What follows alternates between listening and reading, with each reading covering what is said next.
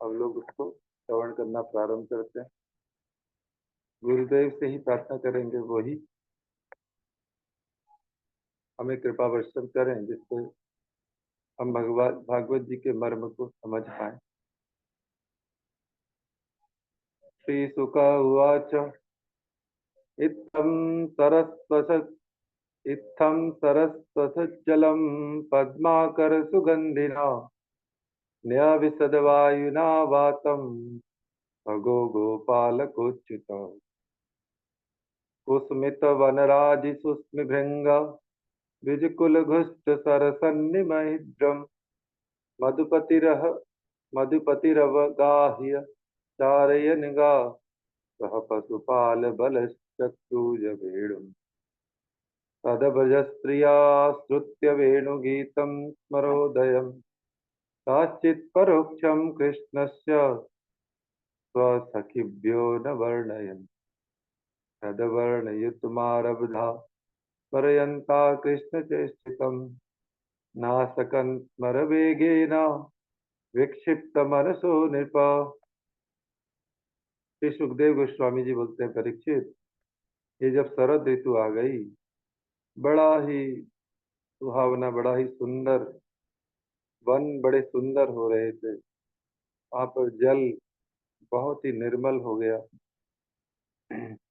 जलाशयों में जो कमल खिले हुए हैं, उनकी सुगंध से सनकर वायु मंद मंद चल रही।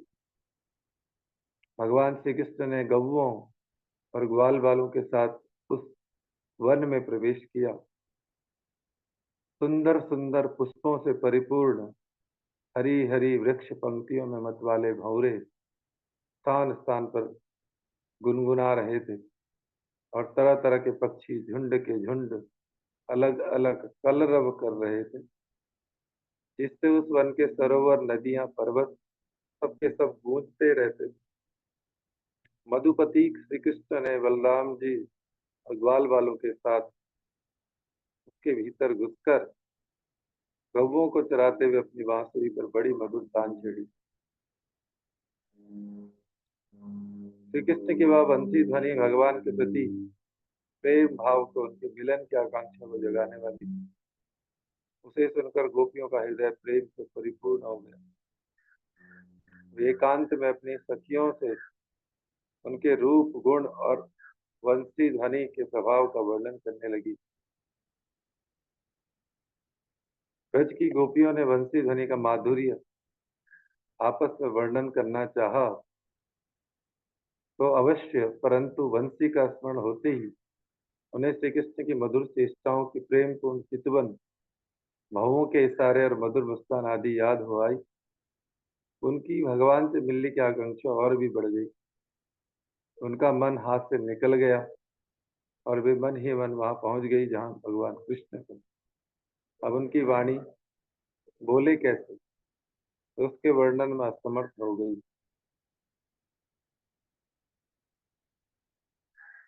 परहापीडम नटवर वपु कर्णयो कर्णिकारम बिभ्रदवास कनक कपिशम वैजयंतीं च मालाम् रंध्रान वेणुरधर सुधया पूरयन गोप वृंदे वृंदारण्यम स्वपद रमणम प्राविशद गीत कीर्ति। वे मन ही मन देखने लगी कि भगवान कृष्ण ग्वाल बालों के साथ वृंदावन में प्रवेश कर रहे हैं। उनके सिर पर वरहापीडम नटवर वपु मयूर पिच्छ, ये भगवान का ये जिस भक्ति की गौड़ी या वैष्णव बात करते हैं, भगवान का ये मयूर पिच्छ, उनके ऊपर मयूर का एक प्रकार से मुकुट, और कानों पर कनेर के पीले पीले पुष्प, बिभ्रदवास कनक कपिशम वैजयंतीम जमाला, और कानों पर कनेर के पीले पीले पुष्प, शरीर पर सुनहला पीतांबर, और गले में 5 प्रकार के जो वन पुष्प हैं, उनकी सुगंधित पुष्पों की वनमाला, वैजयंती माला। रंध्राण वेणुरधर सुदया पूरयन गोपुरविंदे। और इस प्रकार रंगमंच पर अभिनय करते हुए श्रेष्ठ नट का सा क्या ही सुंदर वेश भगवान का। वृंदारण्यम स्वपद रमणम का विशद गीत कीर्ति। और उसमें फिर बांसुर के छिद्रों को वे अपने अधरामृत अपने होठों से भर रहे हैं और उनके पीछे पीछे ग्वाल बाल उनकी लोक पावन कीर्ति का गान कर रहे हैं।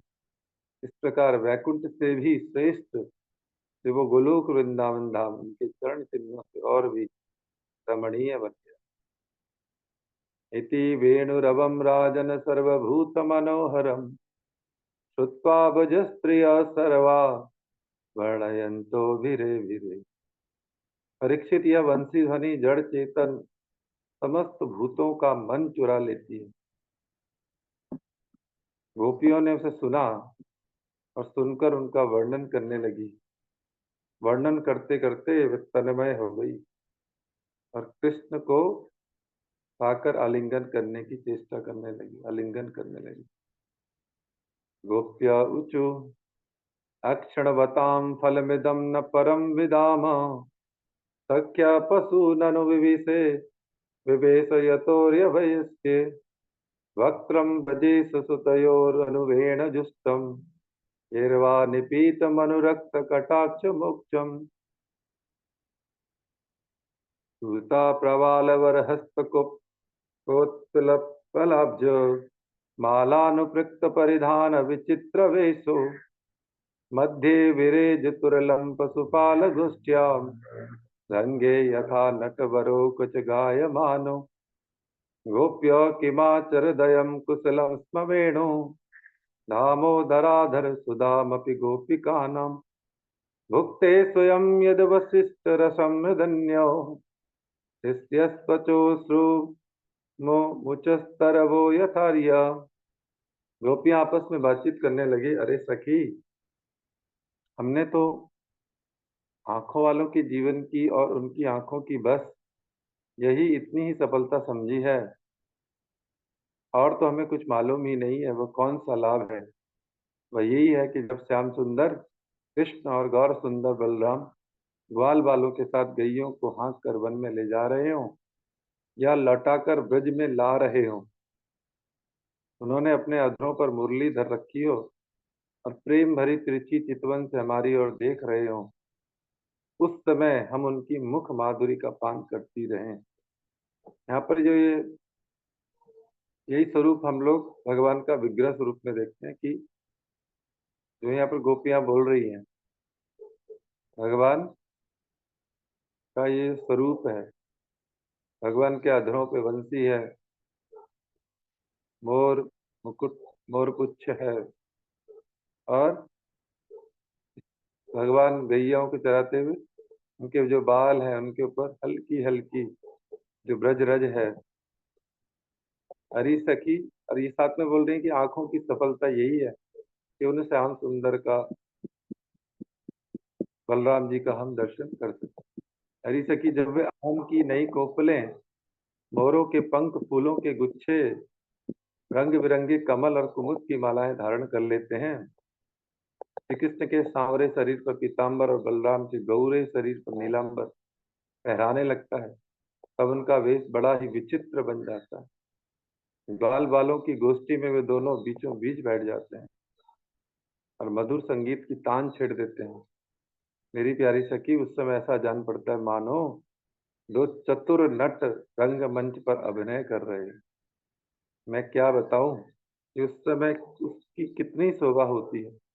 हरी गोपियों, यह वेणु पुरुष जाति का होने पर भी पूर्व जन्म में न जाने ऐसा कौन सा साधन बन भजन कर चुका है कि हम गोपियों की अपनी संपत्ति ठाकुर दामोदर के अधरों की सुधा स्वयं ही इस प्रकार पिए जा रहा है कि हम लोगों के लिए थोड़ा सा भी रस शेष नहीं रहेगा।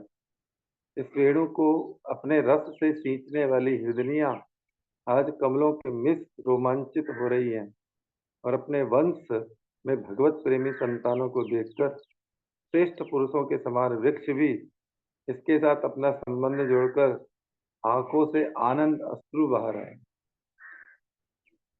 ये यहाँ पर बड़ा ही सुंदर वर्णन गोपियां कर रही हैं। तो वेणु है वो एक प्रकार से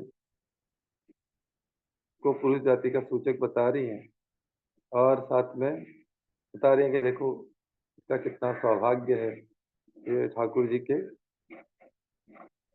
अधरों में विराजमान है।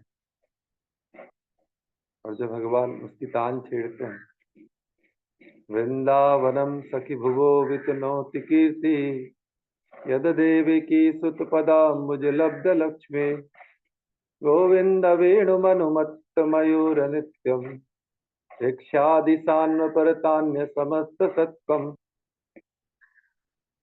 धन्यास्म मूढ़मतयोऽपि हरिण्येता, या नंदनंदन उपात विचित्र वेशम, आकर्ण्य वेणुरणितं सकृष्ण सारा, पूजां ददु विरचितां प्रणयावलोके, कृष्णं निरीक्ष्य वनितो स्वरूपशीलं, श्रुत्वा च तत्कवणितवेणुविचित्रगीतम्, दिव्यो विमानगतया स्मरन्नुन्नसारा, प्रशूनकबरा मुहुः मुहुः मुहुः विनिर्भय। अरे सखी, यह वृंदावन वैकुंठ लोक तक पृथ्वी की कीर्ति का विस्तार कर रहा है। ये जो गोलोक वृंदावन है, ये वैकुंठ लोक को छोड़ो, पृथ्वी तक भी इसकी कीर्ति का विस्तार हो रहा है, क्योंकि यशोदानंदन कृष्ण के चरण कमलों के चिन्हों से यह चिन्हित हो रहा है। ताकि जब कृष्ण अपनी मुनिज मोहनी मुरली बजाते हैं, तब मोर मतवाले होकर उसकी ताल पर नाचने लगते हैं। यह देखकर पर्वत की चोटियों पर विचरने वाले सभी पशु पक्षी चुपचाप शांत होकर खड़े रह जाते हैं। अरे सखी, जब प्राण वल्लभ कृष्ण विचित्र वेश धारण करके बांसुरी बजाते हैं, तब मूढ़ बुद्धि वाले ये हिरनिया भी बंसी की तान सुनकर अपने पति कृष्ण सार मृगों के साथ नंद नंदन के पास चली आती हैं। हिरन हिरनियों की बात हो रही है। इनके जो पति, एक मृग, विशेष मृग बोला जाता है जो भगवान कृष्ण सार मृग, ये भगवान नंद नंदन के पास चली आती हैं हिरनिया अपने पति के साथ में, और अपनी प्रेम भरी बड़ी बड़ी आंखों से उन्हें देखने लगती हैं। निरखती क्या है, अपने कमल के समान बड़ी बड़ी आंखें कृष्ण के चरणों को निछावर कर देती, और कृष्ण की प्रेम भरी चितवन के द्वारा किया हुआ उनका अपना सत्कार स्वीकार करती हैं। वास्तव में उनका जीवन धन्य है। हम वृंदावन की गोपी होने पर भी इस प्रकार उन पर अपने को निछावर नहीं कर पाती। हमारे घर वाले तो कूड़ने लगते हैं। कितनी विडंबना है। अरे सखी, हिरनियों की तो बात ही क्या है। स्वर्ग की देवियां, जब स्वर्ग की देवी, स्वर्ग के अप्सराएं युवतियों को आनंदित करने वाले सौंदर्य और शील के खजाने भगवान कृष्ण को देखती है, और बांसुरी पर उनके द्वारा गाया हुआ मधुर संगीत सुनती है, तब उनके चित्र विचित्र आलाप सुनकर वे अपने विमान पर ही शुद्ध बुद्ध खो बैठती हैं, मूर्छित हो जाती हैं अपने विमानों में। यह कैसे मालूम हो सकी? सुनो तो, जब उनके हृदय में श्री कृष्ण से मिलने की तीव्र आकांक्षा जग जाती है, तब वे अपना धीरज खो बैठती हैं, बेहोश हो जाती हैं। उन्हें इस बात का भी पता नहीं चलता कि उनकी चोटियों में गुथे हुए फूल पृथ्वी पर गिर रहे हैं। यहाँ तक कि उन्हें अपनी साड़ी का भी पता नहीं रहता, वह कमर से खिसक कर जमीन पर गिर जाती है। गावश्च कृष्ण मुख निर्गत वेणुगीत, पीयूषमुत्तवित कर्ण पुटे विपन्त्या, तावास्तु स्तनपया कवलास्मतस्तु, गोविन्दमात्मनिदिशा शुक्ला स्पृशन्त, प्रायो वताम्बविहिगा मुनयो वनस्मिन्, कृष्णेक्षितं तदुदितं कलवेणुगीतम्, आरुह्य ये द्रुमभुजान् रुचिरप्रवालान्, प्रणवन्तमीलतदिशो विगतान्यवाच। अरे सखी, तुम देवियों की बात क्या कर रही हो? इन गवों को नहीं देखती? अब हमारे भगवान कृष्ण प्यारे अपने मुख से बांसुरी में स्वर भरते हैं और गौवें उनका मधुर संगीत सुनती हैं, तब ये अपने दोनों कानों के दोने संभाल लेती हैं और खड़े कर लेती हैं, मानो उनसे अमृत पीना चाह रहे पी रही हो। इस प्रकार उस संगीत का रस लेने लगती हैं। ऐसा क्यों होता है? अपने नेत्रों के द्वार से श्याम सुंदर को हृदय में ले जाकर वे उन्हें वहीं विराजमान कर देती हैं और मन ही मन उनका आलिंगन करती हैं। देखती नहीं है, उनके नेत्रों से आनंद के अश्रु छलकने लगते हैं। उनके बछड़े बछड़ों की तो दशा ही निराली हो जाती है। यद्यपि गायों के थनों से अपने आप दूध झरता रहता है, वे जब दूध पीते पीते अचानक की बंसी ध्वनि सुनते हैं, तब मुंह में लिया हुआ दूध का घूंट न उगल पाते हैं न निगल पाते। उनके हृदय में भी होता हुआ भगवान का संस्पर्श और नेत्रों में छलकते होते आनंद के आंसू वे ज्यों के त्यों ठिठके रह जाते। अरे सखी, गौवे और बछड़े तो हमारे घर की वस्तु है, उनकी बात तो जाने ही दो। वृंदावन के पक्षियों को तुम नहीं देखती हो, उन्हें पक्षी कहना ही भूल है। सच पूछो तो उनमें से अधिकांश बड़े बड़े ऋषि मुनि हैं। वे वृंदावन के सुंदर सुंदर वृक्षों की नई और मनोहर कोपलों वाली डालियों पर चुपचाप बैठ जाते हैं और आंखें बंद नहीं करते। निर्निमेष नयनों से कृष्ण की रूप माधुरी प्यार भरी चितवन देख देख कर निहाल होते रहते। कानों से अन्य सब प्रकार के शब्दों को छोड़कर केवल उनकी मोहनी वाणी और वंशी का त्रिभुवन मोहन संगीत सुनते रहते हैं। मेरी प्यारी सखी, उनका जीवन कितना धन्य है। नद्यस्तदा तप्तुपदा मुकुंद गीता मावर्त लक्षित मनोभाव भग्न वेगा आलिंगनस्त आलिंगनस्त गति भूमि भुजे मुरारे गृहन्ति पादयुगलम कमलोपहारा दृष्ट्वातपे व्रजपशून् सह राम गोपे सञ्चारयन्तमनुवेणुमुदीरयन्तम् प्रेमा प्रवर्धोतिता कुसुमावलीभिः चक्षुर्विधात स्वपुषाम्बुद आतपत्रम् पूर्णापुलिन्दोर्गाय पदाब्जराग विकुङ्कमेन दयितास्तमण्डितेन तदर्शन स्मररुजस्वर्णरुसितेन लिम्प्यन्त आनन कुचेच जहस्तदादिम् अन्त्यामद्रिर्बला हरिदास सवर्यो यद राम कृष्ण चरण स्पर्श प्रमोद। अरे सखी, देवता गव्वे और पक्षियों की बात क्यों करती है? वे तो चेतन है। इन जड़ नदियों को नहीं देखती, इनमें जो भंवर दिख रहे हैं उनसे इनके हृदय में श्याम सुंदर मिलने की तीव्र आकांक्षा का पता चलता है। उसके वेग से इसका प्रवाह रुक गया है। इन्होंने प्रेम स्वरूप भगवान कृष्ण की बंसी ध्वनि सुन ली।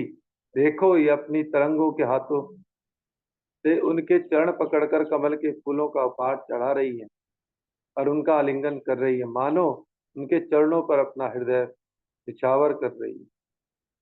सखी, ये नदियां तो हमारी पृथ्वी की, हमारे वृंदावन की वस्तुएं हैं।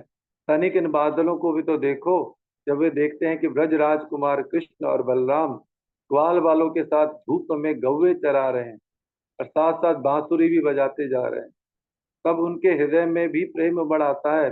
वे उनको ऊपर मंडराने लगते हैं और वे श्याम घन अपने सखा घनश्याम के ऊपर अपने शरीर को ही छाता बनाकर तान देते हैं।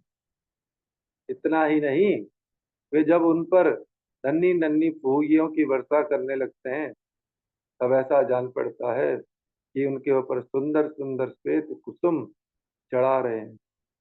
नहीं सकी, उनके बहाने वे तो अपना जीवन ही न्यौछावर कर देते हैं।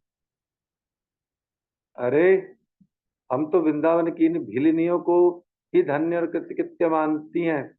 ऐसा क्यों सखी? इसलिए कि इनके हृदय में बड़ा प्रेम है।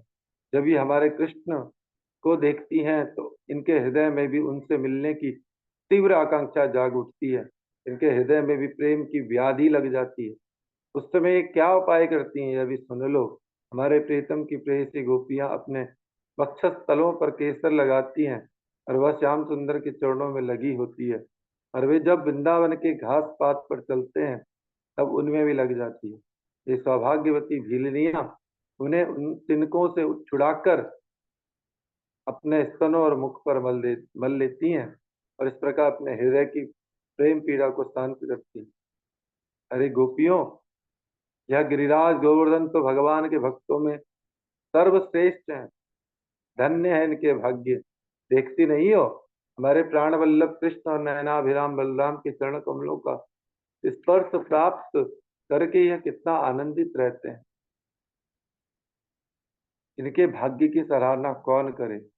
यह तो उन दोनों का, ग्वाल बालों और गौओं का बड़ा ही सत्कार करता है। स्नान पान के लिए झरनों का जल देते हैं, गौओं के लिए सुंदर हरी हरी घास प्रस्तुत करते हैं, विश्राम करने के लिए कंदराएं और खाने के लिए कंदमूल फल देते हैं। वास्तव में गिरिराज धन्य है। मानम तनोति सर्गो गणयोस्तयोर्य पानो यसूयवस्त्र कंदर कंदमूले गा गोपकेरुन्वनोन्नय तोरुधारा वेणुस्वने कल्पते स्नुभजश्च सख्य अस्पन्दनं गतिमतां पुलकस्तरूणां निर्योगपातकृतलक्षणयोग यो विचित्रम् एवं विदा भगवतो या वृन्दावनचारिणा वर्णयन्तो मिथो गोप्य क्रीडास्तन्मयतां ययु। इति श्रीमद्भागवत। यहाँ पर गोपियां बोलती हैं, सखी इन सावरे घोर किशोरों की तो गति ही निराली है। जब वे सिर पर नवरा धोते समय गाय के पैर बांधने की जो रस्सी है उसको लपेट कर भगवान के गोप वेश जो है उसको, गाय की जो रस्सी है धोने वाली, उसको सर पर टोपी की तरह बना देते हैं और कंधों पर फंदा, भागने वाली गायों को पकड़ने की जो रस्सी है, दो प्रकार की रस्सियों का वर्णन है। धोते समय पैर बांधने वाली रस्सी को सर पर, और कंधों पर जो भागने वाली गैयों को पकड़ने की रस्सी है उसको कंधों पर फंदा बनाकर रखकर गायों को एक वन से दूसरे वन में हाँक कर ले जाते हैं। साथ में ग्वाल बाल भी होते हैं और मधुर मधुर संगीत गाते हुए वासुरु की तान छेड़ते हैं। उससे मनुष्यों की तो बात ही क्या, अन्य शरीरधारियों में भी चलने वाली चेतन पशु पक्षी और जड़ नदी आदि तो स्थिर हो जाते हैं तथा अचल वृक्षों को भी रोमांच हो जाता है। जादू भरी बंसी का और क्या चमत्कार सुनाऊं। परीक्षित, वृंदावन विहारी कृष्ण ऐसी एक नहीं अनेकों लीलाएं करते हैं। गोपियां प्रतिदिन आपस में उनका वर्णन करती और तन्मय हो जाती, भगवान की लीलाएं और उनके हृदय में स्फुरित होने लगती। यहाँ पर ये वेणुगीत का 21 अध्याय हमने कम ही शब्दों में, क्योंकि हमारी जो समझने की क्षमताएं हैं उसके भय तो भगवान की सुंदर सुंदर मधुर लीलाएं हैं, सबको एक अध्याय में वेणुगीत में दिया गया। इस पे एक एक श्लोक पे जो हमारे गौड़ीय वैष्णवाचार्य उनकी कई कई, पूरा सनातन गोस्वामी जी का बृहद भागवतामृत ही है, कई कई अध्याय हैं जो वेणुगीत के ऊपर। तो कभी समय मिलेगा तब जाके हम लोगों का सौभाग्य उदय होगा, जाके हम उनके ग्रंथों से उनको प्रयास करेंगे। अब यहाँ पर 22वां अध्याय भगवान का चीर हरण का। श्री शुक उवाच हेमंते प्रथमे मासे नंद ब्रज कुमारिका चर्यो हविष्य भुंजानाम कात्यायन चरर्वितम्। श्री सुखदेव गोस्वामी कहते हैं, परीक्षित अब हेमंत ऋतु आ गई। उसके पहले ही महीने अर्थात मार्गशीर्ष में नंद बाबा के ब्रज की कुमारियां, नंद बाबा के ब्रज की कुमारियां कात्यायनी देवी की पूजा और व्रत करने लगी। वे केवल क्या करती हैं, हविष्य अन्न का ग्रहण करती है, हविष्य नहीं खाती। आप्लूयताम्भसि कालिन्द्या जलान्ते चोदिते रुणे कृत्वा प्रतिकृतं देवी मानुषनर्पतैकितिम् गन्धिर्माल्ये सुरभि बलि हे धूपदीपके उच्चा उच्चावचिष्टोपहारे सवालफलतण्डुले कात्यायनी महामाये महायोगिनधीश्वरी नन्दगोपसुतं देवी पति मे कुरुते नमः इति मंत्रं जपन् यस्ता पूजां चक्रुकुमारिका एवं मासं व्रतं चेरु कुमार्या कृष्णचेतस भद्रकालीं समायुज्या आनंद सुतापति उषस्युत्थाय गोत्रेश्वरन्योन्यबद्धबाहव कृष्णमुच्चे जगुर्यान्त्या कालिन्द्यां स्नातुमन्वहम् सन्ध्यां कदाचिदागत्य तीरे निक्षिप्य पूर्ववत् वांसासि कृष्णमायन्त्य तु विज्व सलिले मुदा भगवत्सदभिप्रेत्य कृष्णो योगेश्वरेश्वरः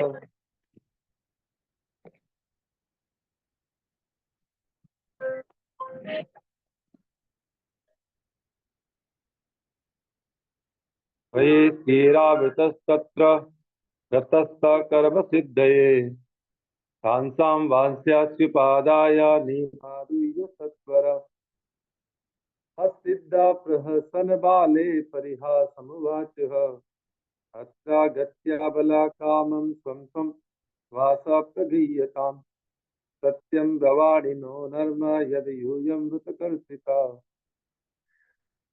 राजन वे कुमारी कन्याएं पूर्व दिशा का क्षितिज लाल होते होते यमुना जल में स्नान कर लेती।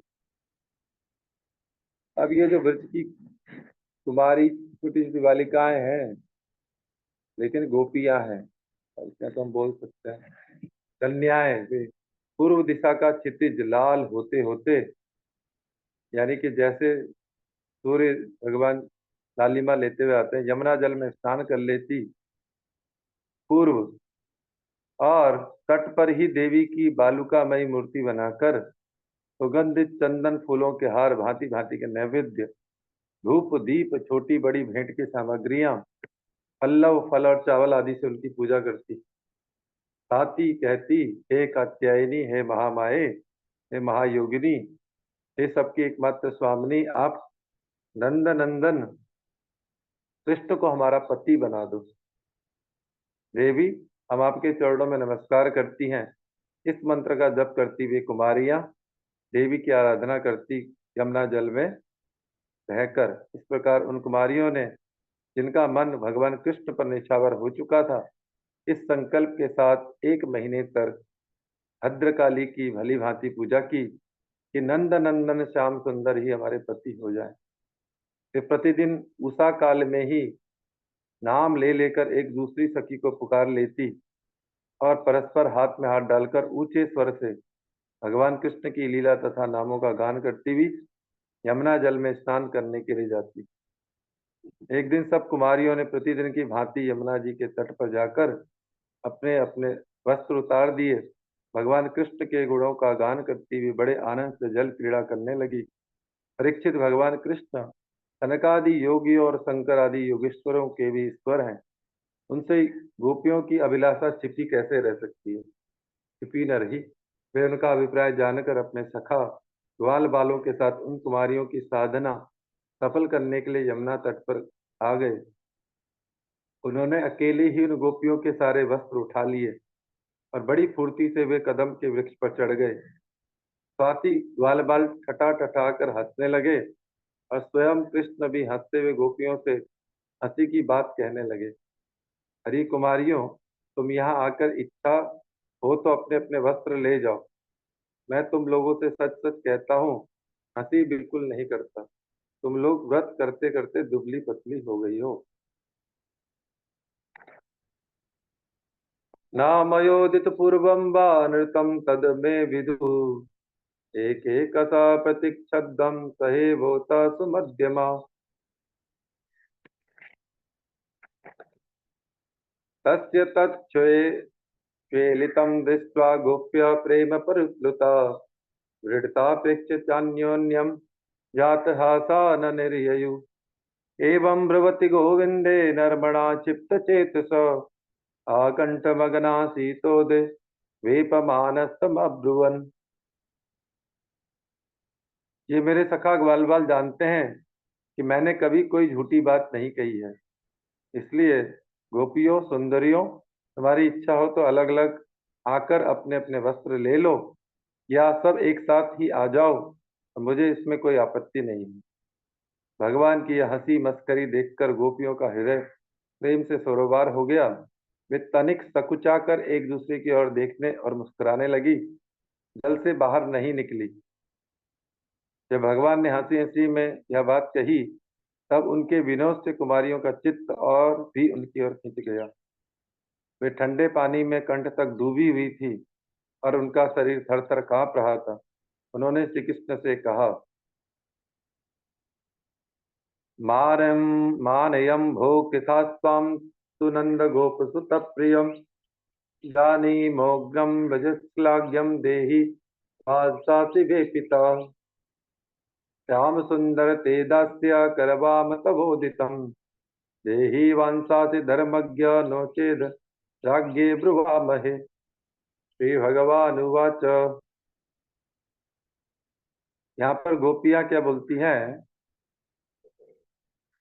प्यारे कृष्ण, तुम ऐसी अनीति मत करो। हम जानती हैं कि तुम नंद बाबा के लाडले लाल हो, हमारे प्यारे हो। सारे ब्रजवासी तुम्हारी सराहना करते हैं। देखो, हम ठंड के मारे ठिठुर रही हैं। तुम हमें हमारे वस्त्र दे दो। प्यारे श्याम सुंदर, हम तुम्हारी दासियां हैं।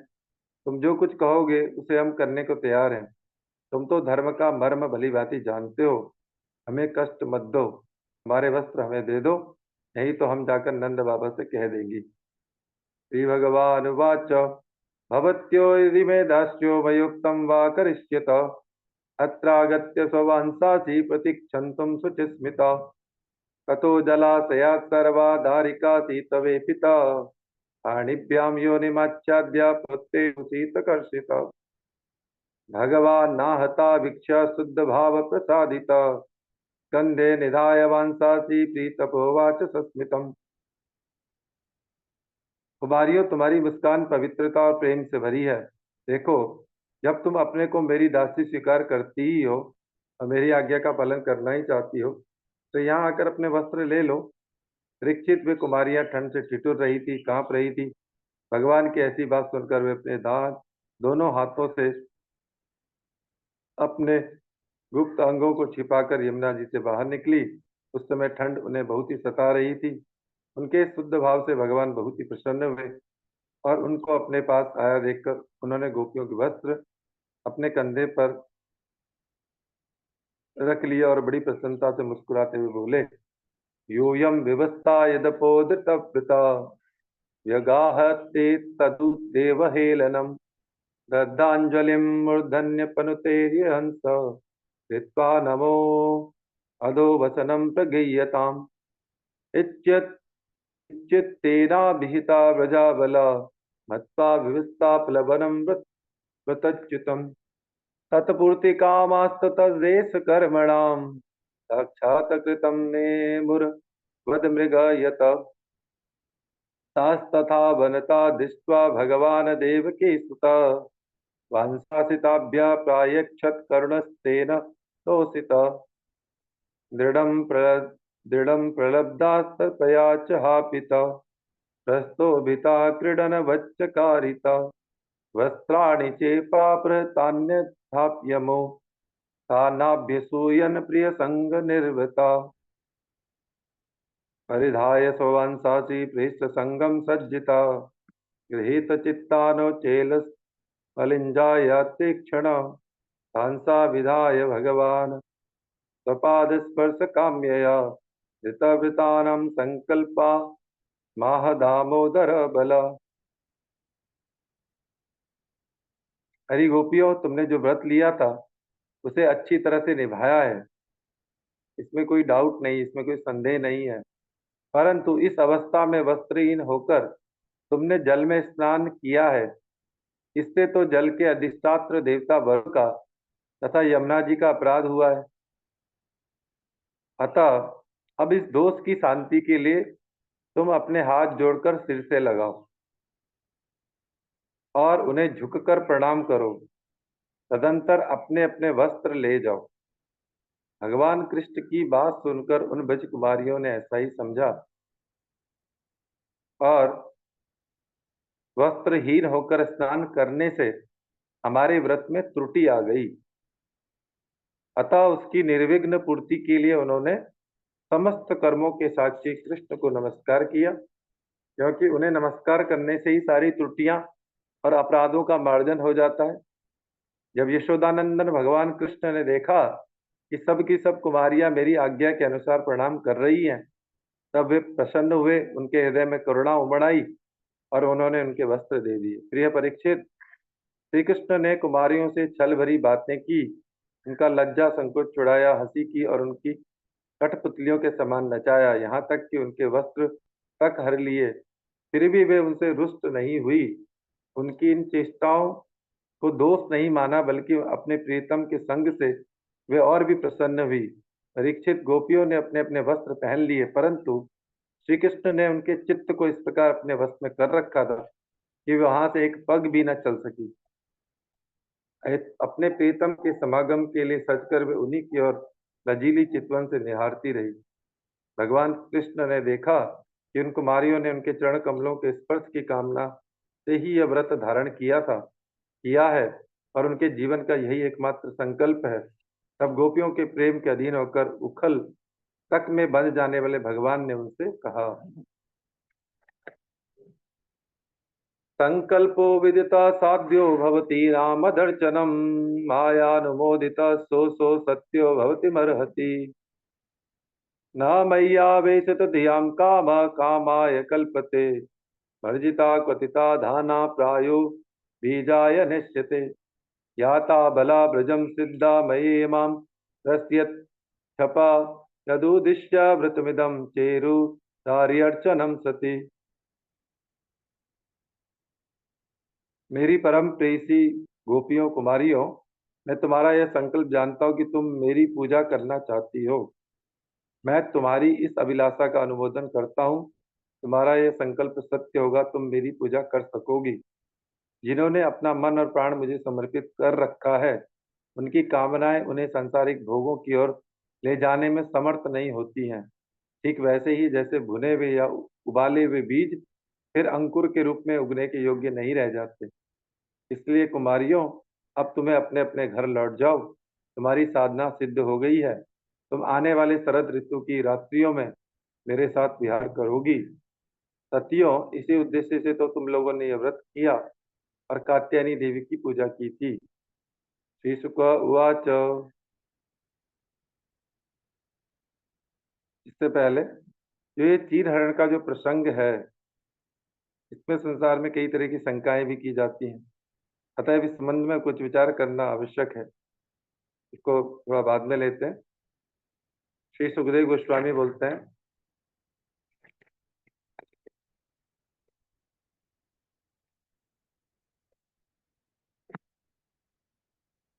इत्यादिष्टा भगवतो लब्ध कामा कुमारिका, ध्यायन तत्पदाम्बोजम कृत्या निर्वेवसु ब्रजम।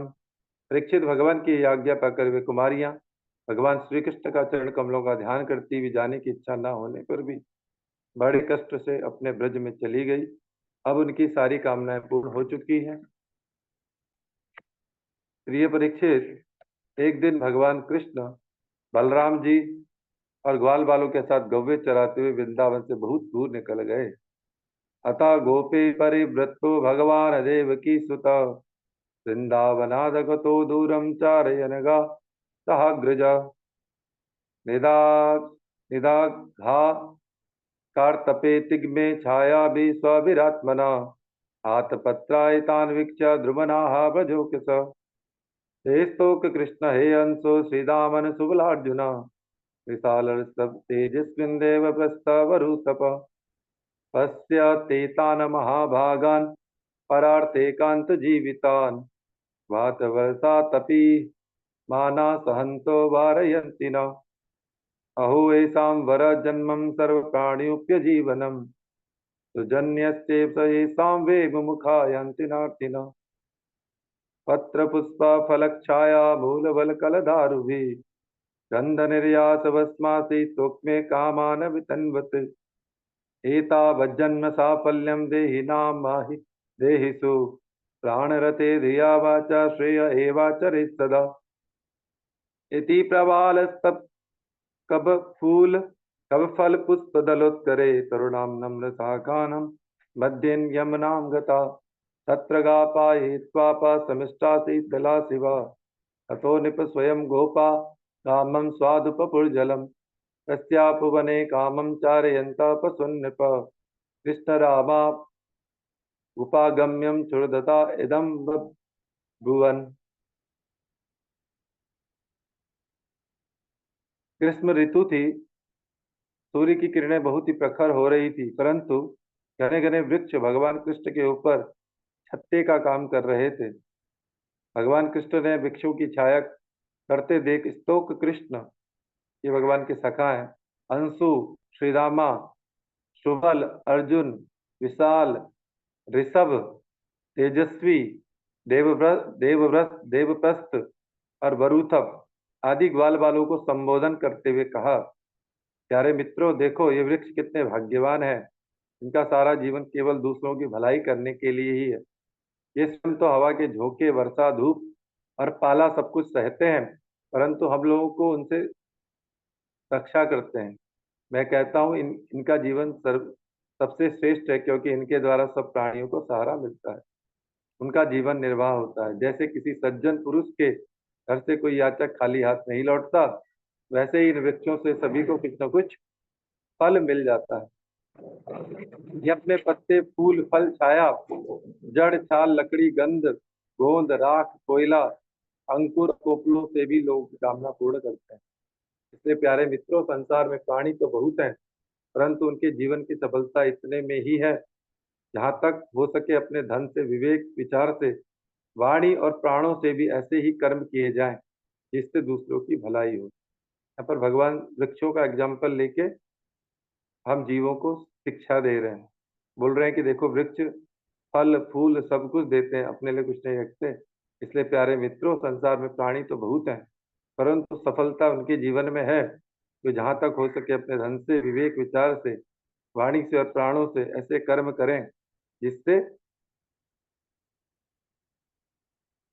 परीक्षित दोनों और वृक्ष की नई नई कोपले, गुच्छे फल फूलों और पत्तों से लद रहे थे। उनकी डालियां पृथ्वी तक झुकी हुई थी। इस प्रकार भाषण करते हुए भगवान कृष्ण उन्हीं के बीच यमुना तट पर निकल आए।